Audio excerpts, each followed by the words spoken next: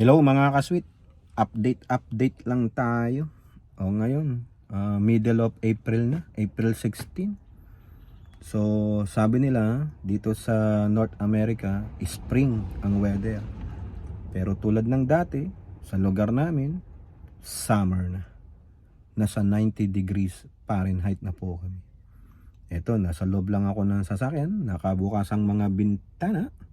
Dahil sa harapan, sobrang init. Nandito ako sa passenger side habang hinaantay ko ang paglabas ni Adam James. Ayaw ko mo po doon sa driver side. Ang init, masusunog tayo. Sunog na nga tayo. Lalo pa tayong matutusta doon. Ito po yung short natin. No? I wear blue for my son. Autism. You know. Habang nag-aantay, lalakad pa ako doon. Ang init, grabe. Sa Pilipinas ngayon daw sobrang init no.